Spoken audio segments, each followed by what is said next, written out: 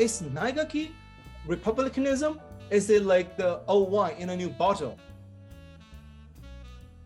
I think negarchy is not a thing. Republicanism is not a thing. Negarchy is 100 things we lump together and call one thing, and republicanism is 100 things we lump together and call one thing.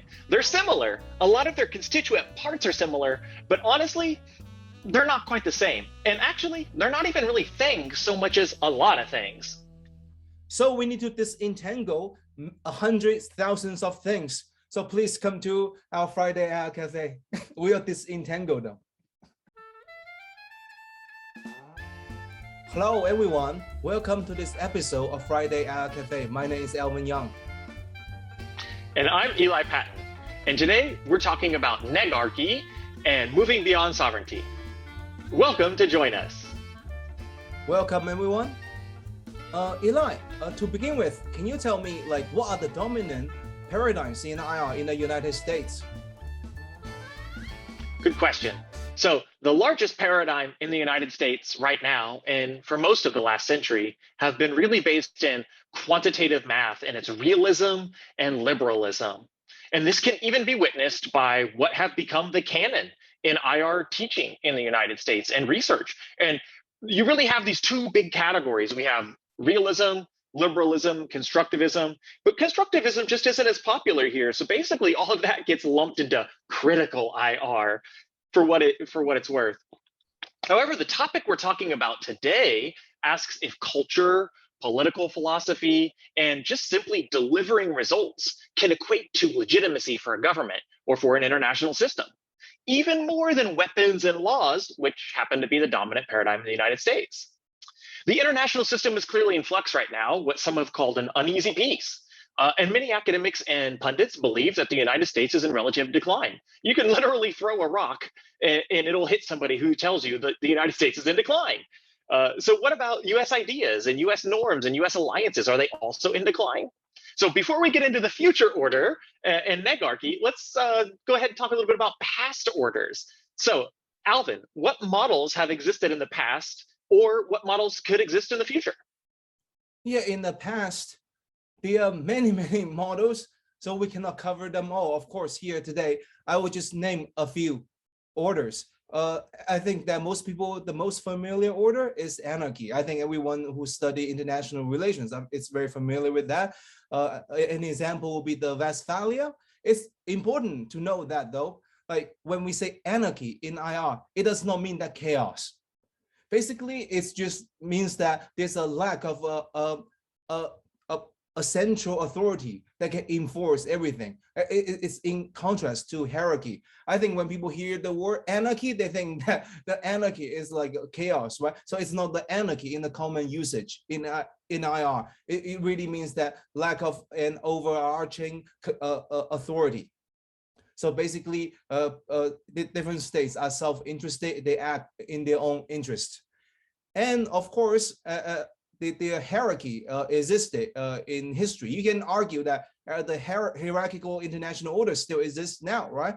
For example, in history, the tributary system in ancient China, that's a hierarchical system. And of course, there are confederations like the Hanseatic leagues. And then, of course, they are during the Renaissance, they are the Italian city-states like Florence, Venice, and Genoa. And interestingly, those like Republican states, they were kind of run by the commercial elites, which is very different. And also you can see the Dutch Republic, right? It was run by merchants. And of course, they were like empires, like especially European empires, like the British Empire, the French Empire. Moving to contemporary world, we can see a kind of a global society is emerging, but we'll talk about that later. And now let's focus on today's topic on this fancy concept, negarchy. So the word negarchy sounds very fancy, right? So Eli, can you tell us a little bit on what does it mean, this word negarchy, and who come up with this concept? Sure, thanks, Alvin. So the term negarchy was popularized by a scholar named Daniel Dewdney in his book called Bounding Power. And he borrowed that from Thomas Hobson, who gave us the famous Hobson's choice. So many scholars have written and argued for and against this idea of negarchy since Daniel Dewey's book, and he's written several articles about it after as well. So yeah, what are the key questions that he asked in his book? So Dewey is asking us, what is the organizing principle of the interstate model? How does the system align itself? And what he gives us is two general thoughts. One is anarchy and independence, and another is hierarchy and restraint. Under anarchy and independence, states kind of go it alone and they act towards others. And this is kind of like realism, or they attempt to build a system of rules, which is kind of like liberalism. Another organizing principle he talks about is hierarchy and restraint. And that's where the states kind of act according to their position, which is really a mix of realism and liberalism. So, but he saw a third style or a third organizing principle in what was called the Philadelphia system in the United States. So according to him, under this Philadelphia system, the United States federal government wasn't really sovereign. It was the states that maintained their own self-determination and their own military force and their own ability to act. And so they were actually the sovereign units, but rather the federal government existed by the states choosing to give up a portion of their sovereignty. This is what he calls bounding power. So the states literally agreed to mutually restrain themselves in order to create this sort of organizing principle. And they chose to be part of something greater than themselves. And this is what created the system. Oh, thanks for the explanation, the very detailed explanation. I wonder though, it sounds, what you just described sounds like a rebranding of republicanism in international relations. Is it really rebranding? Is it like use a fancy word like negarchy to describe something in between anarchy and hierarchy? I mean, is it like an old wine in a new bottle? That's a good question. And in order to answer that question, I want you to tell me more about republicanism. Yeah, I think that we should do another episode actually on what is republicanism in the future and contrast to liberalism. I think that we need to investigate this concept in more detail. But long story short, actually the idea of republicanism vary across time. As we talked about the West before, right? It also vary. What is the West? Vary across time and space. The idea of republicanism also vary across time and space. For example, going back to the ancient Rome and Cicero's, the idea res publica. And when you hear the word res publica, you might think that, oh, it's the contemporary republic. No, actually, nothing could be further from that. I mean, Cicero's, right? For him, what is a republic? It's really an enlightened monarchy, like absolutism, very different from what we understand republic nowadays. And then you have different Roman thinkers and historians who describe a republic in various ways. For example, Polybius, the Roman historians. And of course, during the Renaissance, right, we see this revivals of republicans. Values and ideals. The Renaissance is really going back to the source of ancient Greece and Rome, right? Al fonte. That's why it's called Renaissance, rebirth of the ancient Roman Greco ideal. And during the Renaissance, in the modern day Italy, there were many city-states such as Genoa, Venice, and Florence. And in those city-states, they were run by merchants. And that's the key difference between the monarchy on continental Europe at that time. So basically, those states, right, that were run by monarchy, they were not republics. The one actually, they were republics were run by commercial elites, and not only in the modern day Italy, but also the Hanseatic in northern Germany, the Hanseatic leagues. They were also run by the merchant. And of course, as we move to more modern time, and we can see the Republican ideal, especially proposed by Montesquieu and Jean-Jacques Rousseau, influence revolution, namely American Revolution and then French Revolution.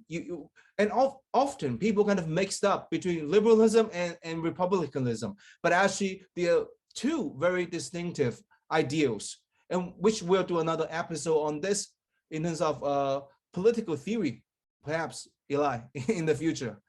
And now, since we moving to a postmodern, arguably postmodern world order, right? We can debate on whether we're moving towards a postmodern order or not. But so, Eli, what's your take? Are we moving towards more postmodern order? Yeah, that's a really good question. I think a lot of people are asking that exact question right now, and I think there's a lot of different answers out there. What I can say is two things, two takeaways. Before we, continue into Negarchy, are we moving to a postmodern order? I think there's two things we want to talk about. Is one, you can't stand still on a moving train. The United States and China, scholars and leaders in both countries are actively taking steps to build a postmodern order. Whether or not we decide to talk about it, there are steps, policy decisions that are happening that are moving us towards this type of thing, even if the theory chooses not to go there. And so I think the general public may not even be aware of this, right? And I think that even though many in the US argue that America is number one, lots of people in the US argue that America is number one, or that it should be America first. But progress in Congress is slow. Think tanks are riddled with swamp people, everywhere across the country. There are obstacles. So I think it's important for us to realize that stances are changing. Policy moves slow, but stances are changing. So we can't stand still on a moving train. Recently in Joe Biden's speeches, all the time now, he talks about how America is losing its competitiveness in the world. That's not something we used to argue by our politicians, right? That didn't used to be a rallying cry in the United States, but it is now. So my first takeaway is something's happening, right? And second part of, are we moving to a postmodern world? How resilient are America's norms? If something's happening, then how resilient is America's idea or system to change? And I think that's the question that a lot of people really want to know the answer to. If there is a new world order being constructed right now, by everybody, not just by America and China, but by everybody, what is its organizing principle? Will it be anarchy or hierarchy, or will it be negarchy? The question I think here is, will America's ideas of realism and liberalism, will these powerful theories from America, will they change? Will they stay the same? Will they continue? So I want to give an example. John Eikenberry says, America's institutions will outlive American power. I don't know if I agree with that, but that's kind of what this is kind of getting at. Americans tend to believe this, I think. And another example I want to give, a counter example, is Xi Jinping. He says China wants to help build a community of common destiny for all mankind. And for me, that hones in on what negarchy really is, and that hones in on what a postmodern world looks like.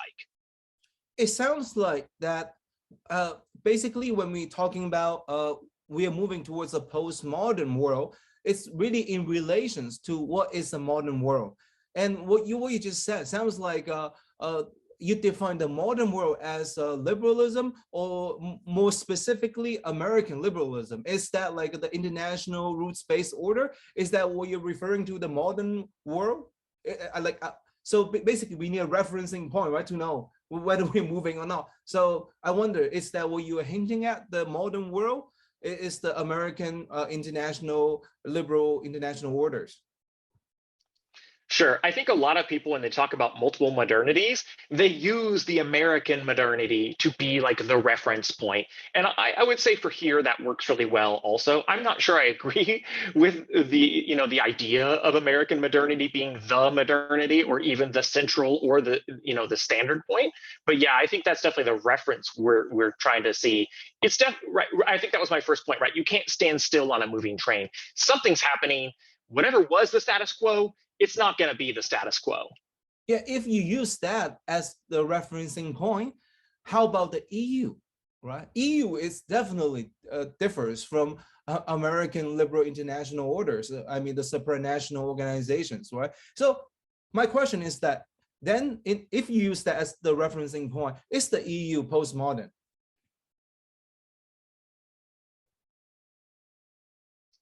I mean, I would say yes.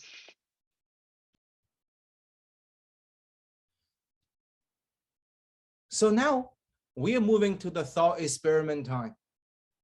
as we'll do in many episodes, we'll do thought experiment. And it sounds like Negarchy is closely related to postmodern world order, but at the same time, it's related to pre-modern order. Right? So it's very tricky. I wonder, Eli, do you think there will be a future Negarchy in America? Or let's assume, do a thought experiment. If there's a Negarchy in America in the future, what does it look like? Yeah, I really like that question. It's tough for me to see realism and liberalism continuing as they are. So for me, a third paradigm, a third option really seems likely.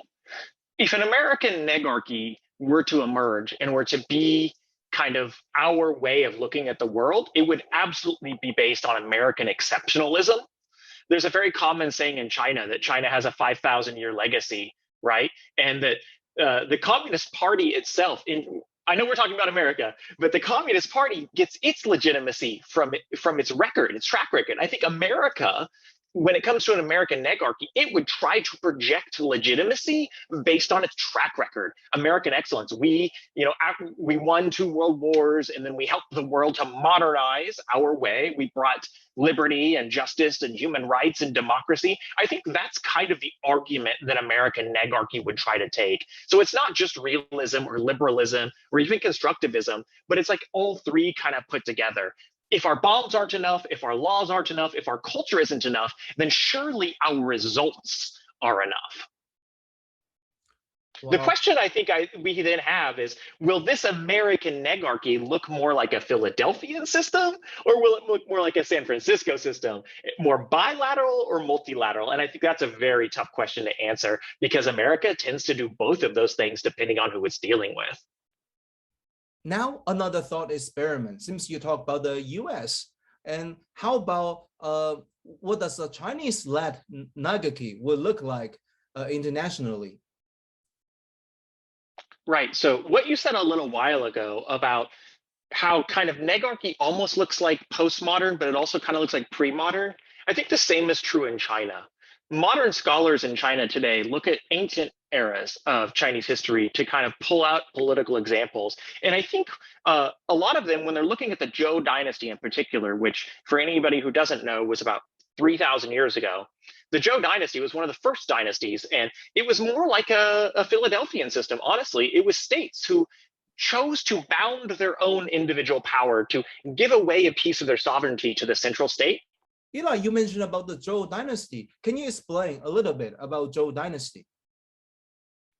Sure. So about 3,000 years ago, one of the first major dynasties in Chinese history, the Zhou Dynasty, was actually very similar to the Philadelphia system in some ways, where specifically how Daniel Dudney talks about states binding their power, sort of having restraint, self-restraint, to sort of give the authority to the center. That's precisely what happened in the Zhou Dynasty. The center was the moral authority, or the moral middle, and each of the small kingdoms decided to join together into this federation. And it was a negarchical power. This was based on cultural norms. It was based on this sort of idea that one system could work to hold them all together. And it actually goes back before the Zhou Dynasty.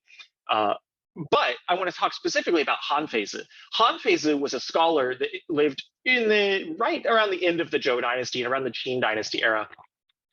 In his recent book, Ancient Chinese Thought, Modern Chinese Power, the Beijing scholar from Peking University, Yuan Xuetong, he talks about Han Feizi's words. Now, Han Feizi is normally remembered for being a legalist, not a proponent of negarchy, a word that wasn't invented back then, but legalist, which was more about laws, maybe similar to liberalism, maybe a little bit of realism. So what he said, this Han Feizi character, he said, in the past, conflicts were decided by morals, not by power or not by laws. Today, it's decided by strength. And so what he saw was this different system. He saw negarchy, this idea of morals and self-restraint, existed before realism and before liberalism. And those were invented when the morals disappeared. So I think if you see a Chinese sort of negarchical system starting to emerge, Look at the words of Xi Jinping himself. He says China is a reformer, not a revisionist. He says China doesn't seek an alternative to the American order, but a buffet style of governance, a baseline that all nations can participate in, one that brings harmony. So this kind of idea is positioning a moral argument, not a material argument or not a legalistic argument, but a moral argument. There can and should be a system for everybody. And that's not realist and that's not liberal. It's not even constructive to an extent so much as it is negarchical, in the words of Daniel Dewdney. Yeah, just to clarify a few things. You mentioned about the international system during the Zhou Dynasty somehow resemble the Philadelphia system. Is that right? Sorry, so maybe I was a little bit confused there. So yes, what I mean is the Zhou Dynasty, it's not the international system so much as the domestic situation that mirrors the Philadelphian domestic situation. Domestically in the Philadelphian system, these individual states gave their authority to the central United States government. Domestically, in the Zhou Dynasty, the individual states gave their authority to the central government. It was not an international system like we see it today, but it was an international system back then because those states were independent. In the United States, the 13 colonies, they weren't super independent, but they could act upon their own. They didn't have to form a union. There was no need, there was nothing required. It was the birth of a nation. They could have done whatever they wanted. So in a sense, it was both domestic and international. And that's kind of what creates the order, right? Exactly what Daniel Dewdney's talking about is when states choose to refrain or restrain themselves, it can, this deference or this yielding can emerge in order. And then, of course, after the American Civil War, the Philadelphia system ended. And do you think that we see, like, in light of COVID-19, and do you think the new kind of Philadelphia system is emerging, whereas different states kind of take their own policy in terms of fighting the pandemic? Is it that a kind of re-emergence of the Philadelphia system domestically or globally? I really hope not. So we are moving to the end, and I think that we cannot cover everything here. So we like to invite you to join us in this conversation in our Friday IR Cafe. And Eli, we talk so much about Negarchy, the postmodern world order, and the pre-modern world order. And what are the key takeaways? If we're going to be succinct, like let's say a few points, what are the key takeaway from like our discussion? I think for me, there are three things that I would take away from this conversation. Number one, does the global South see United States or China as moral leaders? If no, then negarchy probably isn't even an option, right? Whose ideological, battle, who wins the ideological battle? That's completely separate from who wins the moral argument. And I think if you can't win the moral argument, you're not going to win the hearts and the minds and the theories. Number two, do the small states, do the developing states, do they prefer a multiplex structure or a multipolar structure, or do they prefer a singular structure or a unipolar structure? I don't know the answer to that, but I think that has a really big bearing on whether or not a negarchy world order or global order is possible. And number three, we have to ask if the leaders are rational. You have nations that can be bought off effectively by investment from big, powerful countries. So maybe those leaders aren't acting rationally. So if you have leaders that are acting rationally, perhaps a negarchy is more likely because they don't really care about outcomes so much as which camp they're in. And that could lead to a unipolar world. Possibly, not guaranteed, but possibly. Alvin, do you have any takeaways? I actually don't have any takeaways, but I have more questions actually. And for example, I think that during our discussions, it makes me think, right? Whether negarchy is really rebrandings of republicanism. As I said it before, right? Is it like the old wine in a new bottle? And it sounds like it has a moral dimension. So maybe we need to unpack this. I mean, arguably, you can also argue that the liberal international order also based on morality and ethical principle, right? Based on a certain political philosophy. So I think our discussion actually gives a good entry point to our Friday IR Cafe. I think we need to discuss more on this topic to really to find out what is Negarchy, and whether this like a fancy word really is a new concept or it's just the old wine in a new bottle. And with that, I'd like to thank you and then see you on Friday.